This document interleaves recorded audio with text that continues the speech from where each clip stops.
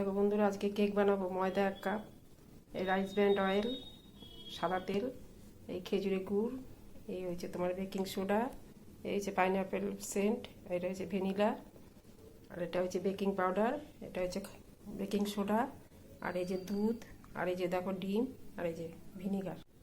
ডিম ভেঙে দিয়ে দিয়েছি একটা, আর সাদা তেল দিয়ে দিয়েছি। এই যে গুড়টা দিয়ে দিচ্ছি, খেজুরের গুড় দিয়ে বানাবো। এই যে গুড়টা দিয়ে দিচ্ছি, দিয়ে আর ভালো করে ফেটিয়ে নিচ্ছি। নিয়ে তারপরে ফেটিয়ে নিয়ে পরে এটা গলে গেলে তারপরে ময়দাটা দিয়ে ভালো করে ফেটিয়ে নেব। দেখো ডিম, সাদা তেল আর এই যে খেজুরের গুড় গুলে নিয়েছি, দেখো ফেটিয়ে নিয়েছি। এবারে ময়দাগুলো দিয়ে দেবো। ময়দা, বেকিং পাউডার, এই যে ময়দা দিয়ে দিচ্ছি, বেকিং পাউডার দিয়ে দিচ্ছি, আর দেখো বেকিং সোডা দিয়ে দিচ্ছি। দিয়ে এবারে চেলে নেব।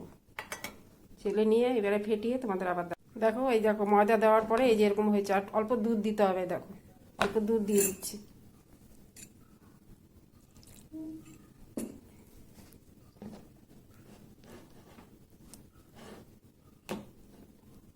এবার একটু নুন দিয়ে দিলাম। তারপরে দেখো পাইনাপেলের সেন্টটা দিয়ে দিচ্ছি অল্প, আর অল্প ভ্যানিলা দিয়ে দিচ্ছি।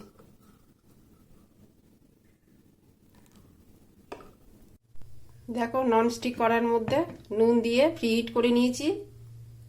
এবারে দেখো বসিয়ে দিচ্ছি। এবারে 30 থেকে 35 মিনিট লাগবে, মাঝখানে একটু চেক করে নেব।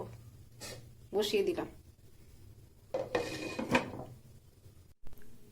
দেখো আমার খেজুর গুড়ের কেকটা হয়ে গেছে। দেখো কত নরম হয়েছে। দেখো